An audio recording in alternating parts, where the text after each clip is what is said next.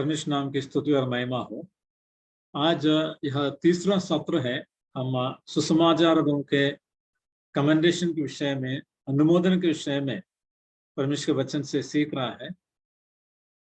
परमेश्वर नाम की स्तुति और महिमा हो। आप आए हुए सभी भाइयों को मैं प्रभु यीशु मसीह के नाम से नमस्कार अदा करता हूं।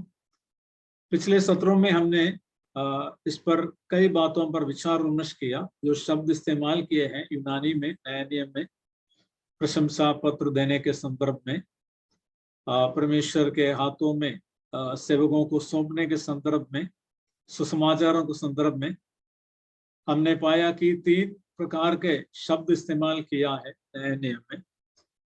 सबसे पहले हमने इस पर मनन किया कि क्या नए नियम में किसको इस प्रकार के पत्र प्रदान किया है, कमेंडेशन पत्र यानी अनुमोदन पत्र। उसमें हमने 3 घटनाओं को देखा।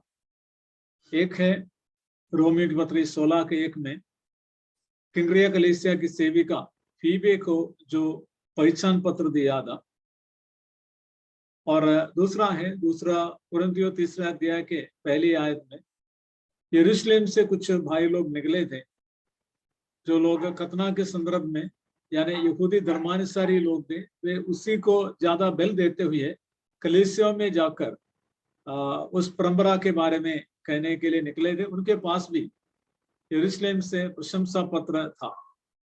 और तीसरा है, हम प्रेरितों के काम में देखा कि जब अपुल्लोस को इफिसुस से अखाया प्रदेश में जाने का एक मौका हुआ प्रभु के अगुवाई में, तब इफिसुस की कलीसिया ने भाई अपुल्लोस को अखाया प्रदेश में जो विश्वासी थे उनके पास एक पत्र दिया। और इन तीनों संदर्भ में हमने इसका विश्लेषण किया।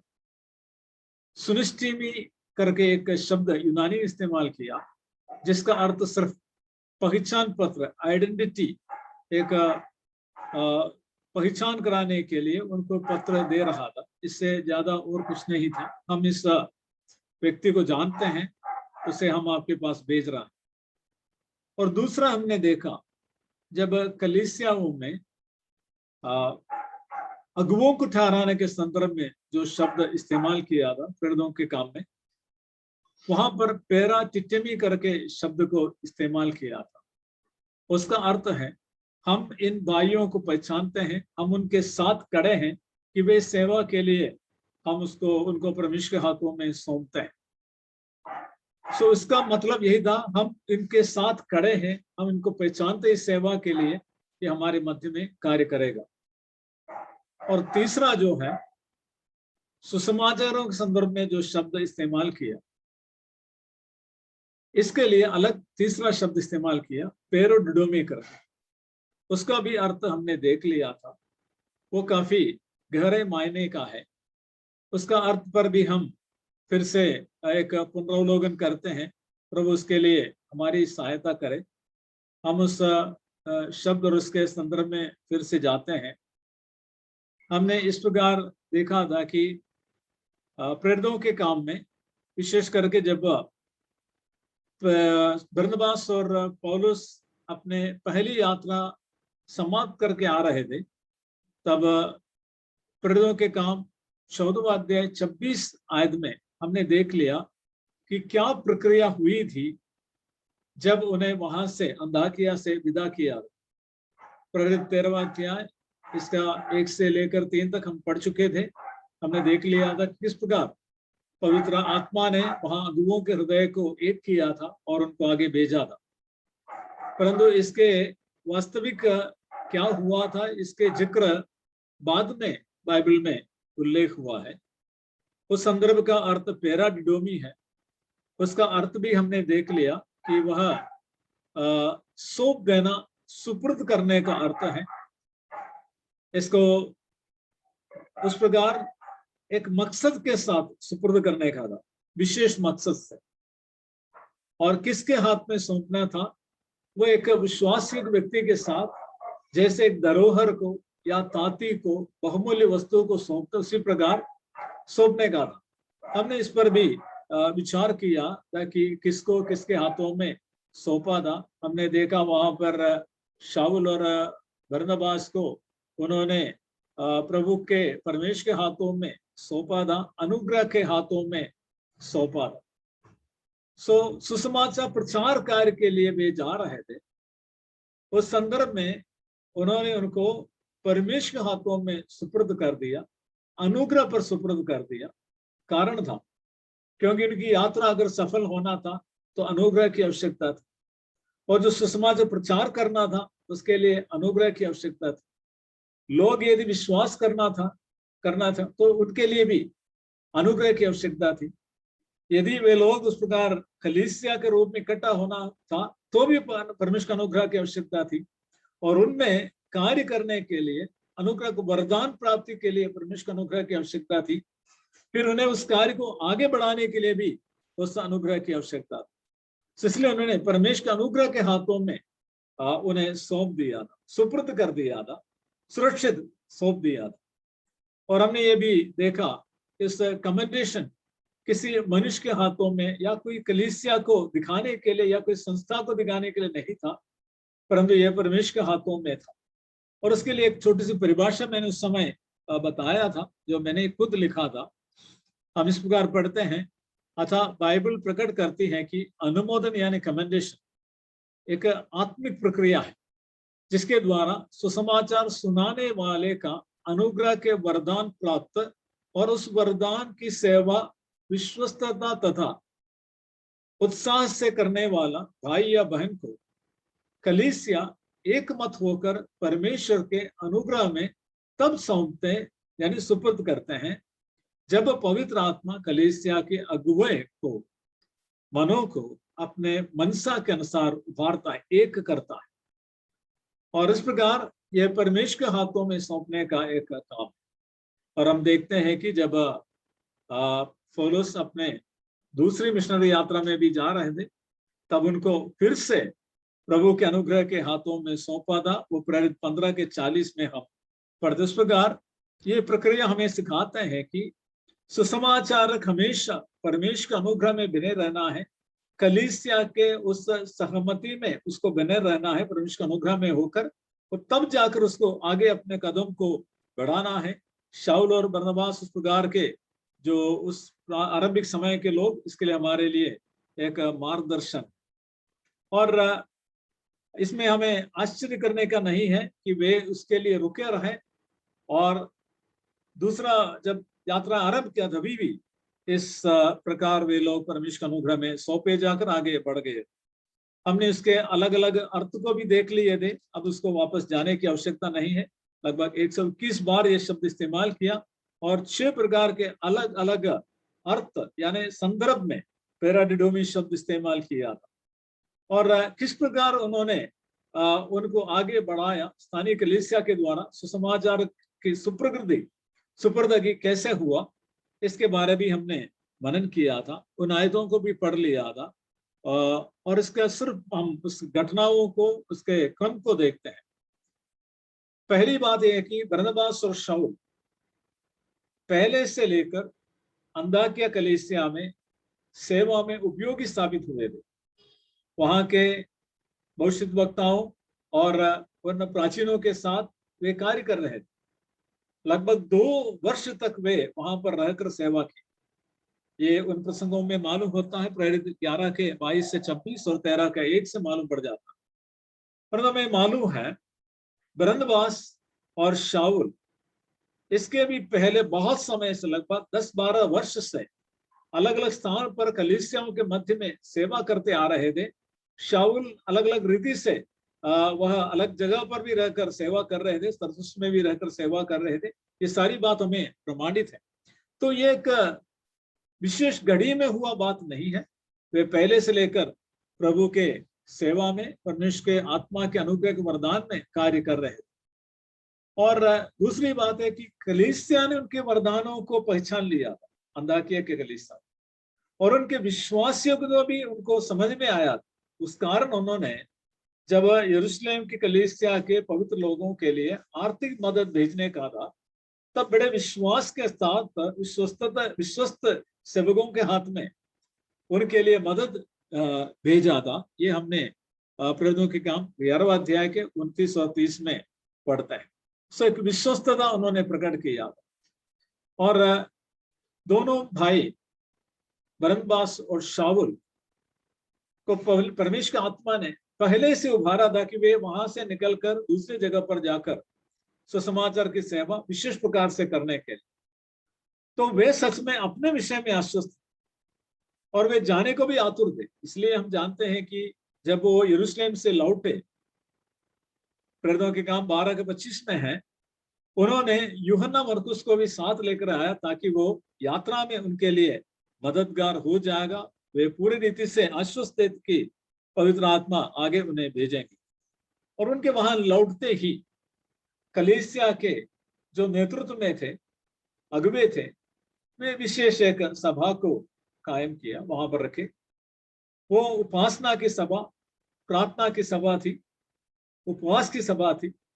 वहां पर जब वे एकत्रित हुए, वे अगुवे लोग, भविष्यद्वक्ता और उनके मध्य के जो अगुवे लोग इकट्ठे हुए, तब परमेश्वर की आत्मा ने उन सबों के हृदय को एक किया, एक विषय पर, इस विषय पर कि शाऊल और बरनबास को जिस सेवा के लिए भेजने का है, पवित्र आत्मा ने उनको चुना है, ठहराया, भेजने का है, उसी के लिए उन्हें मुक्त करने के लिए।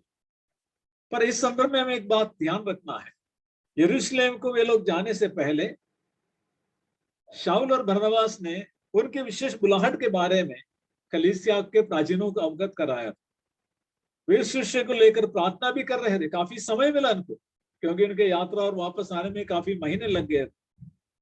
सो जब वे लौट आए तब उनको ऐसा हृदय में अगुवाई हुआ था कि वे इस प्रकार बात को लेकर के परमेश्वर सम्मुख बैठे, उपासना करे, उपवास रखे, परमेश्वर के आवाज को, पवित्र आत्मा के उस बुलाहट को एक बार और सुनिश्चित करने के लिए वे इकट्ठे थे।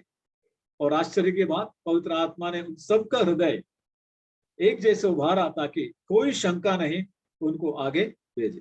तब जाकर हमने ये भी देख लिया कि वहां पर दो विशेष शब्द इस्तेमाल किए, या 5वीं बिंदु में है, अलग करना। उसका अर्थ है नियुक्त करना, विच्छेद करना, विभाजित करना।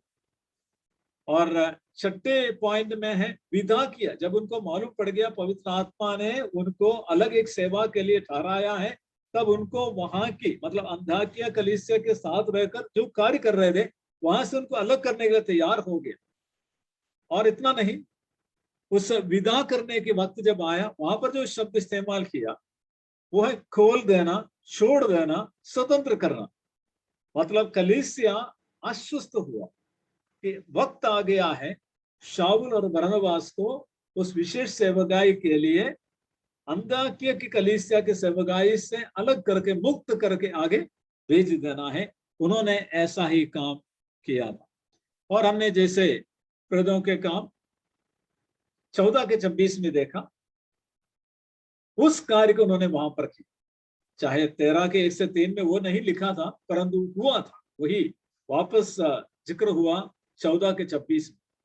उन्होंने एक सुपुर्दी का काम किया था, परमेश्वर के अनुग्रह के हाथों में उन्हें सुपुर्द कर दिया, सौंप दिया था। उसमें हम दो बात देखते हैं, ये कमेंडेशन है, सुपुर्दगी है, परंतु उनके हाथों में कोई सुपुर्दगी पत्र नहीं दिया था। कारण था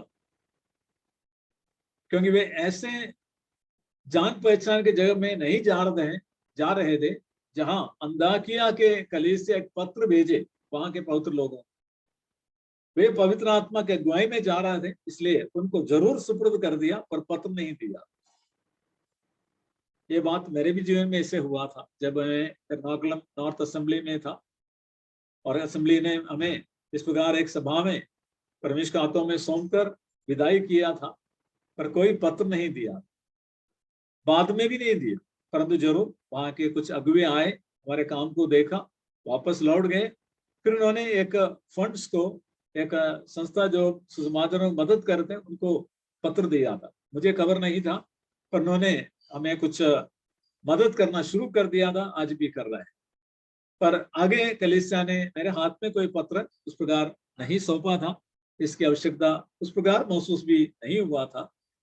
और दूसरी बात यह है कि कलीसिया सच में क्या कर रहा था, परमेश्वर के जो इच्छा थी, परमेश्वर की जो बुलाहट थी, शाऊल और बरनबास के विषय में, उसका वे सिर्फ अनुमोदन कर रहे थे, सपोर्ट कर रहे थे, और उनके तरफ से कुछ नए सिरे से कुछ काम नहीं था।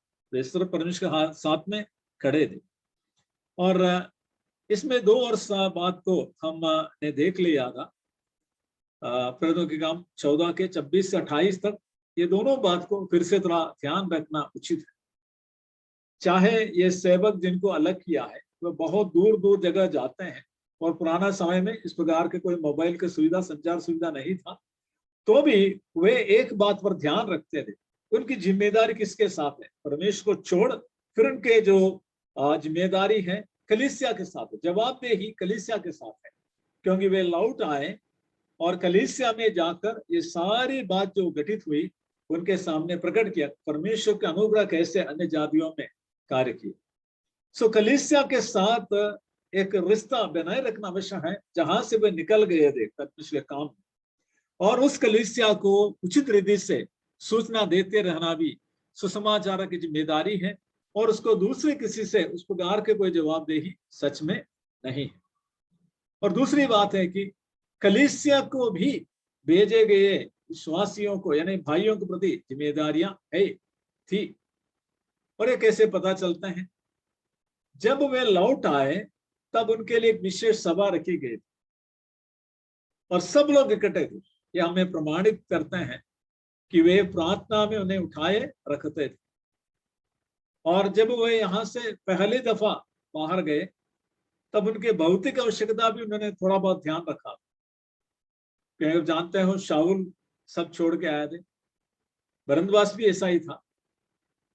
वे कुछ अलग रीति से उनका जीवन यापन होता था। तो वहां पर हम देखते ये दोनों जहाज पर चढ़कर यात्रा की। इसका किराया कहां से आया, प्रबंध कैसे आया?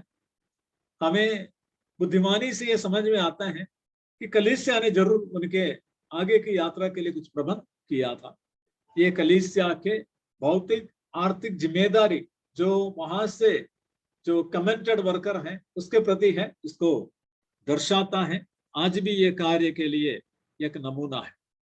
और इतना नहीं, अंधाकिया कलीसिया इन दोनों भाइयों के चरित्र और गुण के बारे में और कौशल के बारे में आश्वस्त, क्योंकि काफी समय से वे अलग अलग जगह पर जाकर सेवा कर रहे थे। भाइयों के लिए बड़े उपयुक्त सेवा कलीसिया की उन्नति के लिए कर रहे थे, इसलिए कोई शंका नहीं थी कि वो जाकर ये कार्य पूरा करेगा क्या नहीं करेगा। अब हम आज के विषय पर आते हैं, वर्तमान समय का आचरण कैसे होना चाहिए, सुप्रतिज्ञा का काम कैसे करना चाहिए। उसके लिए हम पुराना नियम में भी कुछ बातों को देखते हैं। उस बात को निकाल कर पढ़ता नहीं, परंतु आप सब जानते हैं मिलाप वाले तंबू का निर्माण के समय में निर्गमन की पुस्तक 31 के 1 से 6 तक में यहोवा परमेश्वर ने मूसा को कहा, मैंने इस काम के लिए बसलेल और ओहोलियाब को नाम लेकर बुलाया है। मेरे आत्मा के द्वारा मैंने उन्हें सक्षम कर दिया है ताकि ये वे सारे काम जो मिलाप वाले तंबू के जो वस्तुओं को, सामग्री को निर्माण करने का, वो सब कर लेंगे। और हम जानते हैं वहां पर, और जब उस कार्य को पूरा भी किया था, निर्गमन के पुस्तक में है, परमेश्वर के अनुग्रह के कारण, आत्मा के उस वरदान के कारण दोनों उन्होंने ना सिर्फ उनके द्वारा परंतु दूसरों को भी सिखा करके वो काम पूरा किया था। सो परमेश्वर का एक क्रम है इसके अंतर्गत, जिस कार्य के लिए जिसको बुलाता है उसको तैयार कर लेता पहले से।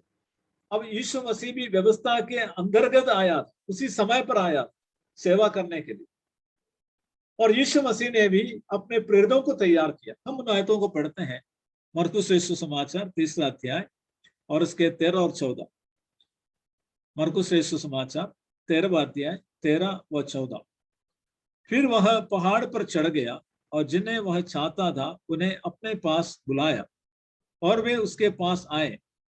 तब उसने 12 पुरुषों को नियुक्त किया कि वे उसके साथ साथ रहें और वह उन्हें भेजे कि वे प्रचार करें। इस भाग में 3 बातें सम्मिलित हैं। पहली बात, प्रभु ने अपने चेलों में से 12 को नाम लेकर पुकारा, मतलब एक विशेष बुलाहट 12 जनों को दिया, उनको नाम लेकर पुकारा, अलग किया। फिर वे उसके साथ रहे, उससे सीखे, उससे कुछ बातों का प्रशिक्षण ले और आगे भेजे एक लक्ष्य के साथ। सो प्रभु ने अपना कार्य जो आगे बढ़ाने का था, उसके लिए 12 लोगों को चुनकर उन्हें अपने साथ रखकर प्रशिक्षित करके आगे भिजवाया। सो ये इस प्रकार का प्रक्रिया हम आज वर्तमान में भी देख सकते हैं। कलीसिया के आरंभिक समय में हम शाऊल का मन परिवर्तन के बारे में पढ़ते हैं और उस संदर्भ में हम विशेष करके इसका कुछ उल्लेख पड़ता है। प्रेरितों को जरूर प्रभु ने कहा, जब सामर्थ से तुम भर जाओगे, पवित्र आत्मा आकर, तुम जाकर मेरे सेवा करोगे और मेरे गवाह बनोगे जगत के अंत तक। पर यहाँ पर हम देखते व्यक्तिगत रूप के बुलाहट में शाऊल के बारे में। प्रेरितों के काम 9वां अध्याय इसका शास्त्र भाग है, जहाँ प्रेरित वो शाऊल जो मसीहियों के विरोध में एक मुहिम छेड़कर जा रहा था, दमिश्क के फाटक के पास प्रभु से उसकी मुलाकात हुई। तब वहां पर उसने अपने जीवन में प्रभु के द्वारा एक बड़ा परिणाम परिवर्तन में आ गए। और प्रेरित 9:15 में प्रभु एक अपने सेवक को वहां पर भेज रहा था, वो है हनन्याह। हनन्याह वहां जाने से मना किया था, परंतु परमेश्वर ने कहा, प्रभु ने कहा तू जा। 15वां पद में पढ़े, परंतु प्रभु ने उससे कहा तू चला जा, क्योंकि वह तो अन्य जातियों और राजाओं और इस्राएलियों के सामने मेरा नाम प्रकट करने के लिए चुना हुआ पात्र है। हनन्याह को जरूर प्रभु ने प्रकट किया कि आगे शाऊल क्या करेगा। और आगे के आयतों में हम देखते हैं हनन्याह ने जा करके शाऊल पर हाथ रखा, प्रार्थना किया। तब वहां पर हम इतना देखते हैं, उसके आंखों से छिलके से गिर गया, वो देखने लग गया, बपतिस्मा लिया। और पौलुस जब उसको दोबारा जिक्र करते ये घटना का, तब 26 अध्याय के 15-16 में और 22 के 17 के 21 में थोड़ा और विस्तार से कहता है। हम इसमें लिए उपयुक्त रीति से 22 अध्याय का 17 से 21 को पढ़ते हैं। प्रेरितों के काम 22 अध्याय इसके 17 से 21 में, जब मैं फिर यरूशलेम में आकर मंदिर में प्रार्थना कर रहा था तो बेसुध हो गया और उसको देखा कि वह मुझसे कहता है, जल्दी करके यरूशलेम से झट निकल जा, क्योंकि वे मेरे विषय में तेरी गवाही न मानेंगे। मैंने कहा, हे प्रभु, वे तो आप जानते हैं कि मैं तुझ पर विश्वास करने वालों को बंदीगृह में डालता और जगह जगह आराधनालय में पिटवाता था। जब तेरे गवाह स्तिफनुस का लहू बहाया जा रहा था, तब मैंने भी वहां खड़ा था और इस बात में सहमत था और उसके घातकों के कपड़ों की रखवाली करता था। और उसने मुझसे कहा, चला जा, क्योंकि मैं तुझे अन्य जातियों के पास दूर दूर भेजूंगा। तो यहां पर शाऊल कहता है, पौलुस कहता है कि मुझे प्रभु से ना सिर्फ दमिश्क के फाटक की मुलाकात, परंतु मैं कुछ समय के बाद जब यरूशलेम में गया, तब प्रभु ने मुझे दर्शन दिया, मुझे सीधे कहा मुझे क्या करना है, कहां जाना। सो यहां पर हम देखते हैं पौलुस को अपनी बुलाहट के बारे में प्रभु ने विशेष प्रकार से उसको समझाया था, दर्शन दिया था। पर इस प्रकार की कुछ बात हम दूसरे प्रेरितों के विषय में नहीं देखते। जरूर पतरस को एक बार जब अन्य जातियों वहां जाने के लिए, उसके रुकावट को दूर करने के लिए प्रभु ने इससे बात की थी। पर प्रेरितों के समय में और भी सुसमाचारकों के बारे में पढ़ता है। फिलिपुस एक सेवक था कलीसिया का, यरूशलेम का। बाद में वह सुसमाचारक के रूप में पेश आया। पर फिलिपुस के विषय में इस प्रकार प्रभु ने कुछ विशेष दर्शन के बारे में दिया नहीं पड़ता है। जरूर पवित्र आत्मा ने कहा था, तू जा करके सुसमाचार का प्रचार कर। सो इस प्रकार की घटनाएं कुछ इकलौती है। हर प्रकार हमें जिद नहीं करना है कि प्रभु उस प्रकार मेरे पास आकर के कहे। और हम देखते हैं तीमुथियुस के विषय में क्या हुआ था। हम उस संदर्भ को पढ़ते हैं। पहला तीमुथियुस 4 अध्याय उसके 14 आयत में इस बात को पढ़ते हैं। पहला तीमुथियुस इसका 4 अध्याय उसका हम 14वां पद को पढ़ते हैं। उस वरदान के प्रति जो तुझ में है और भविष्यवाणी के द्वारा प्राचीनों के हाथ रखते समय तुझे मिला था, निश्चिंत मत रह। तीमुथियुस को कैसे अपना वरदान प्रकट किया गया, इसके बारे में एक विशेष उल्लेख है। पौलुस प्रेरित यहाँ कहते हैं कि उस भविष्यवाणी और प्राचीनों के हाथ रखने के द्वारा जो हुआ। सो यहाँ पर हमें देखने प्राचीनों को समझ में आया कि तीमुथियुस में एक वरदान है। वरदान कौन सा है नहीं बताया है, पर इसके विषय में जागरूक रहने के लिए कहा। जबकि पौलुस कहते हैं उसका दूसरा तीमुथियुस पहला अध्याय का 6 पद में, इसी कारण मैं तुझे सुधि दिलाता हूं कि तू परमेश्वर उस वरदान को जो मेरे हाथ रखने के द्वारा तुझे मिला है प्रज्वलित कर दे। सो यहाँ पर पौलुस कहता है कि मैंने हाथ रखा और तुझे वो वरदान मिला है, यानी वरदान की पहचान हुआ है। वरदान तो परमेश्वर आत्मा देता है। एक बात इसके दूसरे तीमुथियुस 4 में हम जरूर पढ़ते हैं कि तीमुथियुस को एक वरदान जो दिया था, 5 में है, दूसरा तीमुथियुस 4 का 5 में, सुसमाचार प्रचार का काम कर और अपनी सेवा को पूरी कर। इससे पता चलता है सुसमाचारक होने का वरदान उसमें था। शायद पौलुस ने इस बात को उस पर प्रकट किया था। सो तीमुथियुस का यह घटना भी दिलचस्पी है, इकलौती है। तीमुथियुस के साथ सेवा करने वाले थे तीतुस, और कितने और भाई लोग थे, इपफ्रोदितुस आदि लोग थे। उनके विषय में इस प्रकार का कोई विशेष हाथ रखने के बारे में हम नहीं पढ़ते, परंतु वे सब लोग परमेश्वर के अनुग्रह से बहुत अच्छी सेवा की। सो यहाँ पर जो इकलौती घटनाएं देखते हैं, कभी कुछ लोग जिद करते ऐसी घटना हमारे जीवन में भी होना चाहिए, ऐसा नहीं है। हम देखते हैं वास्तव में अभी पवित्र शास्त्र का लेख जब पूरा हुआ, वरदान को कैसे प्रकट किया जाता है। एक बार हमने इसके पहले भी पढ़ा था, फिर भी हम एक और बार पढ़ लेते हैं। पहला कुरिन्थियों 12वां अध्याय, इसका 4 से 7 तक एक साथ पढ़ते हैं और 11वां पद को पढ़ते हैं। पहला कुरिन्थियों 12वां अध्याय, इसका 4 से 7 और 11वां पद। वरदान तो कई प्रकार के हैं, परंतु आत्मा एक ही है, और सेवा भी कई प्रकार की है, परंतु प्रभु एक ही है। और प्रभावशाली कार्य कई प्रकार के हैं, परंतु परमेश्वर एक ही है, जो सब में हर प्रकार का प्रभाव उत्पन्न करता है, किंतु सबके लाभ पहुंचाने के लिए हर एक को आत्मा का प्रकाश दिया जाता है। 11वां पद, परंतु ये सब प्रभावशाली कार्य वही एक आत्मा कराता है, और जिसे जो चाहता है वह बांट देता है। इस वचन के पढ़ाए जाने से प्रभु अनुग्रह दे, आशीष दे। यहाँ पर पहला कुरिन्थियों 12 का 4 से 6 में त्रिएक परमेश्वर किस प्रकार एक विश्वासी को, जो कलीसिया के सदस्य हैं, अनुग्रह का वरदान प्रदान करने के लिए एक मत होकर काम करते, इसका जिक्र है। सो हमें एक बात ध्यान रखना, वरदान त्रिएक परमेश्वर के निर्णय के आधार पर होता है, परंतु कौन उस वरदान एक विश्वासी में प्रकट करता है। 11वां पद कहते हैं, परंतु सब प्रभावशाली कर वही एक आत्मा कराता है। पवित्र आत्मा वरदान को हमारे अंदर कार्यान्वित करता है। सो पवित्र आत्मा बहुत बड़ा एक योगदान करता है प्रत्येक विश्वासी के अंदर। जो वरदान त्रिएक परमेश्वर ने हमारे लिए किया है, वो पवित्र आत्मा हमारे अंदर प्रकट करता है, और हमारी इच्छा के अनुसार नहीं है। इसका व्याख्यान आप वरदानों के संदर्भ में पढ़ लिया होगा।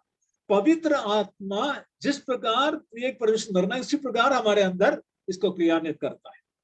और 7वां पद में क्या है, वो वरदान सबका लाभ पहुंचाने के द्वारा प्रमाणित होता है।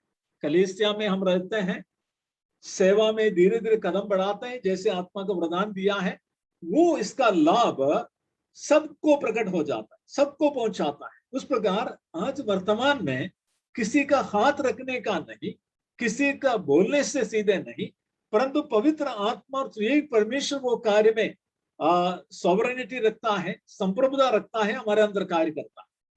और जरूर कलीसिया के आत्मिक अगुवे जो है, उनको मालूम पड़ जाता है। आत्मिक सुसमाचारक जो है, जिन्होंने आपको सुसमाचार सुनाकर विश्वास में लाए, उनको पता चलता है कि आप में ये वरदान है, वो कभी आपको प्रोत्साहन देता है, वो जायज बात है, परंतु वरदान अब पवित्र आत्मा के द्वारा ही तो परमेश्वर हमें देता है।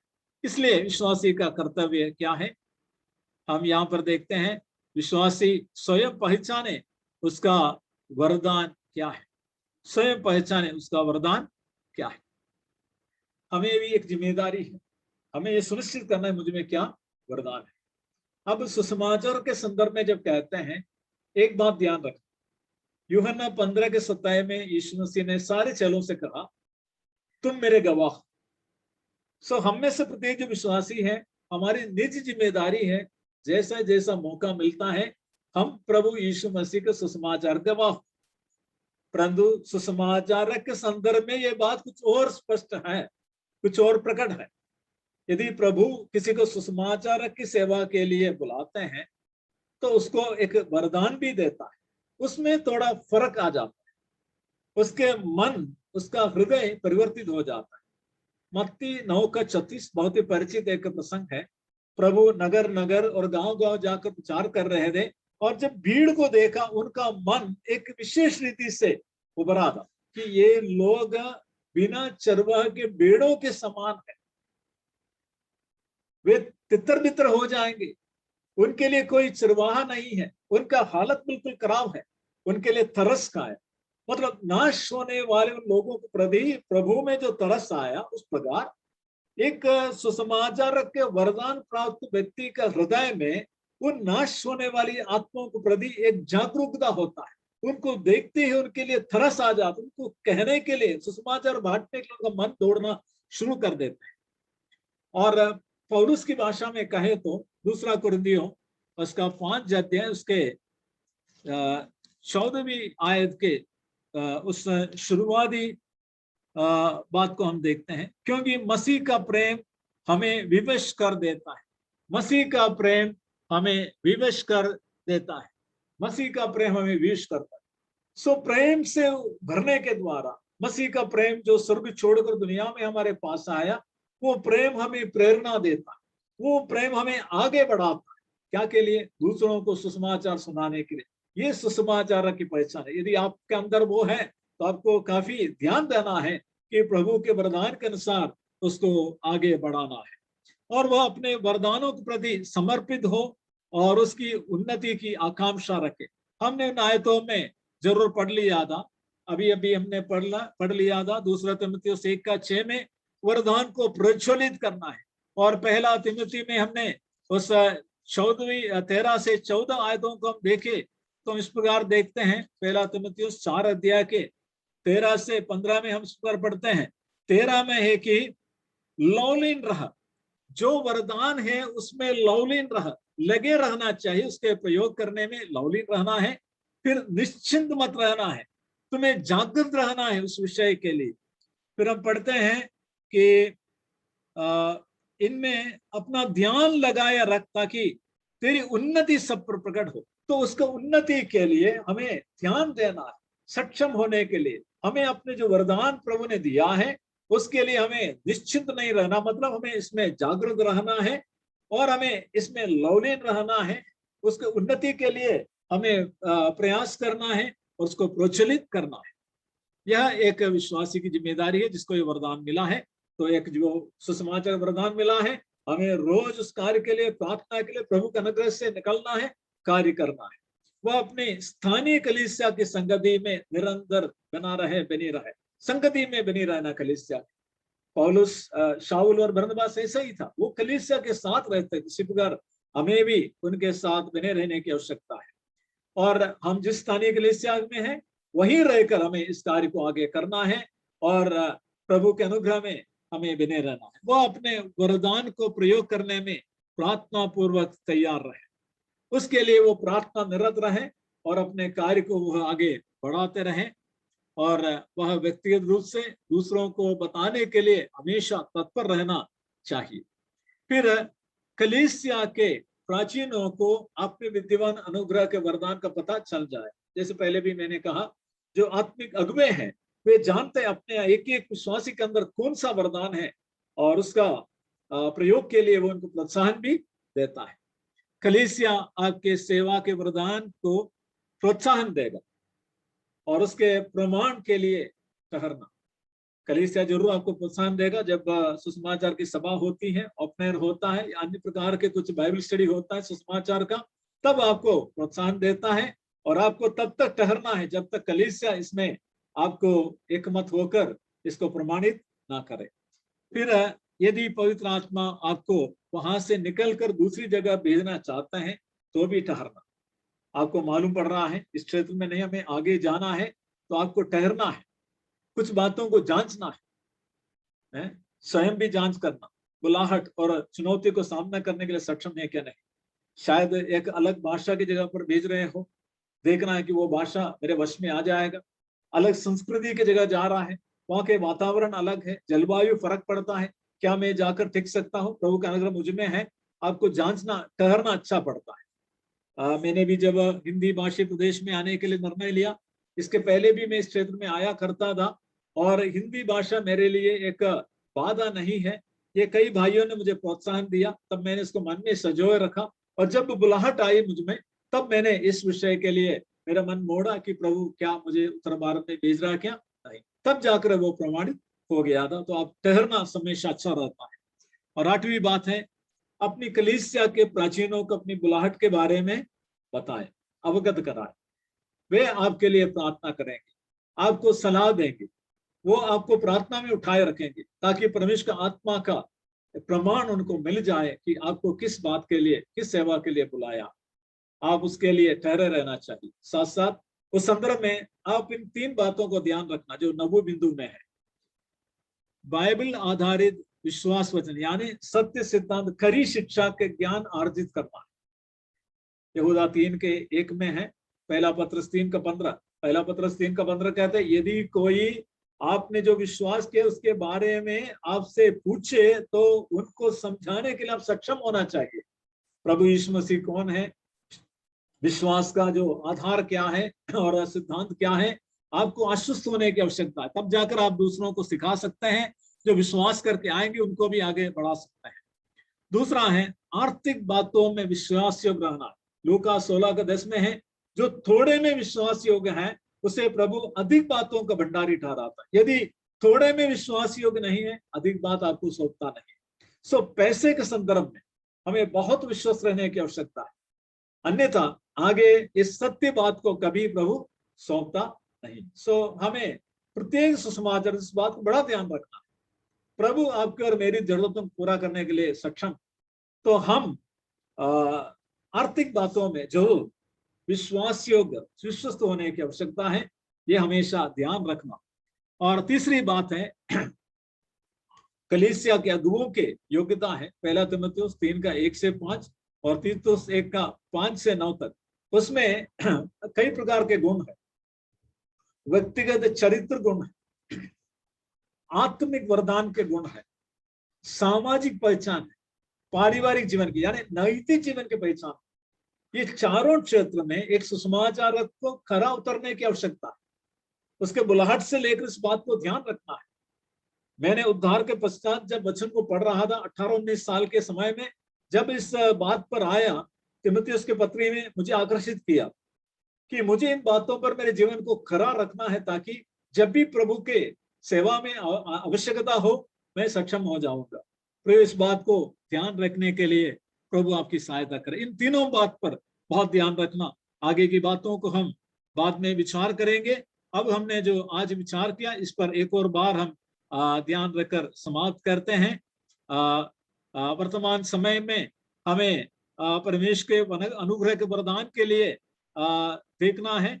पवित्र आत्मा वरदान को प्रकट करता है, हमें दूसरे प्रकार के चिन्ह के लिए रुकने की आवश्यकता नहीं है, परंतु आत्मा का वरदान जब प्रकट हो जाएगा आपको इस विषय को सुनिश्चित करना है और आपके वरदान को आपको प्रज्वलित करना है, उन्नति में ले आना है, उसमें लवलीन रहना है, कलीसिया में निरंतर बनी रहनी है और वरदान को प्रयाग करने के लिए प्रार्थना पूर्वक तैयार रहना है।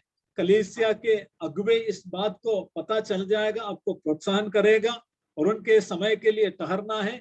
उस समय के अंतर्गत आप अपने आप को जांचना है, क्या इस सेवा करने के मैं सक्षम है क्या नहीं हूं। आगे मैं बढ़ूं क्या नहीं बढ़ूं, ठहरे रहना हमेशा उचित है। और प्राचीन लोगों को अवगत कराना है, कलीसिया के अगुवाई के लिए ठहरना है। इस मध्य में अपने जीवन में कुछ बातों को सुनिश्चित कर, बाइबल के सिद्धांतों को सीखे, आर्थिक विषय में विश्वास योग्य रहे और चरित्र गुण को संभालना है।